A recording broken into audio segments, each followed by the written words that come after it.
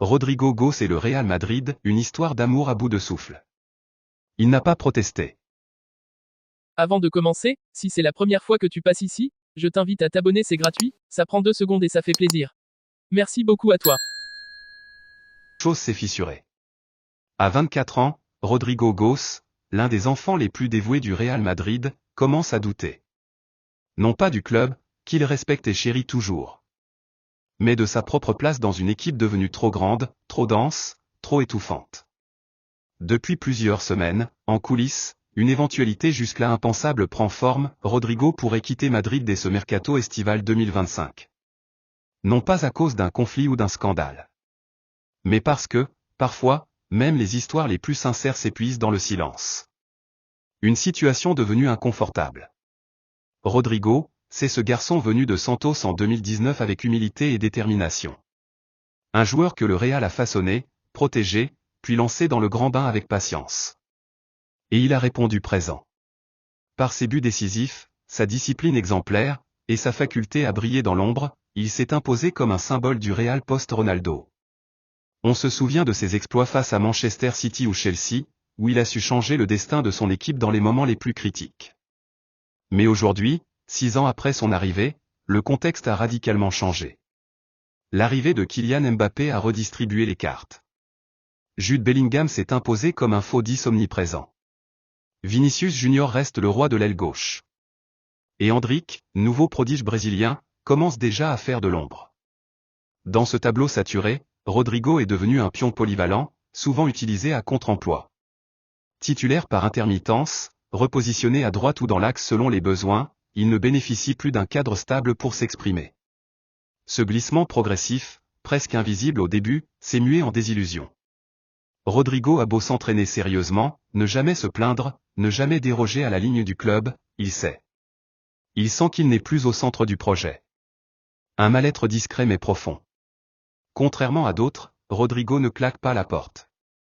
Il ne provoque pas de tumulte médiatique. Mais il parle. À son entourage. En privé. Et les confidences filtrent. Selon des sources brésiliennes, il aurait confié à un proche « Je ne veux pas être le 4e ou 5e choix. Je veux me sentir important ». Cette phrase dit tout. Elle exprime l'essence même de son mal-être. Il ne demande pas le brassard. Ni des promesses. Mais juste un rôle clair. Une place qu'il mérite. Or, cette reconnaissance semble lui échapper au fil des semaines. La saison 2024 à 2025 a marqué un tournant.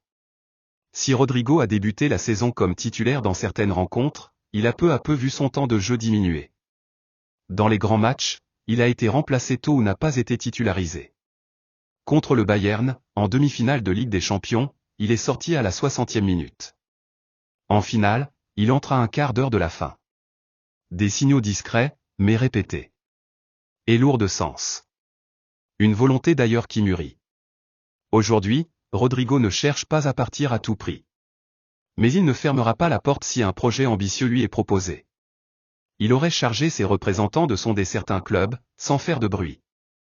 Il veut garder intacte son image, celle d'un professionnel loyal et respectueux. Plusieurs clubs ont déjà manifesté leur intérêt. Manchester United, qui reconstruit autour de jeunes talents, verrait en lui un profil idéal. Liverpool, à la recherche du successeur de Mohamed Salah, le suit de près. Le Paris Saint-Germain, toujours à l'affût de profils offensifs, observe sa situation avec attention.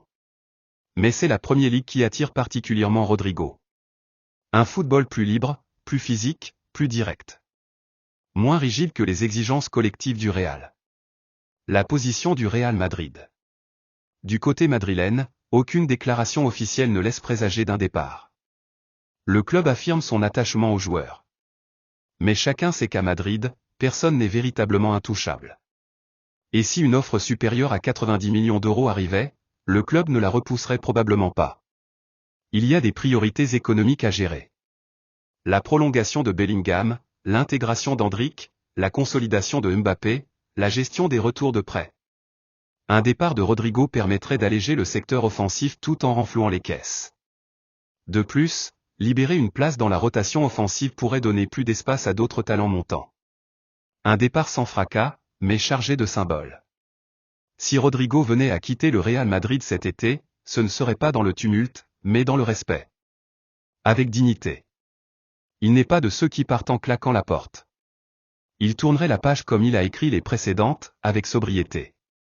Et avec la fierté d'avoir marqué, à sa manière, l'histoire récente du club. Son départ ne serait pas une rupture brutale, mais une transition naturelle. Une étape nécessaire, à un moment où les chemins semblent s'éloigner. Rodrigo ne partira pas fâché. Il partira grandi.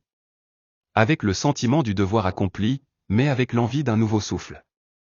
Ce mercato 2025 pourrait marquer un tournant discret mais puissant dans l'histoire récente du Real Madrid. Après les départs de Benzema, de Modric ou de Kroos, celui de Rodrigo serait peut-être moins bruyant, mais tout aussi symbolique. Il signerait la fin d'une génération. Et l'ouverture d'un nouveau chapitre, pour le joueur comme pour le club.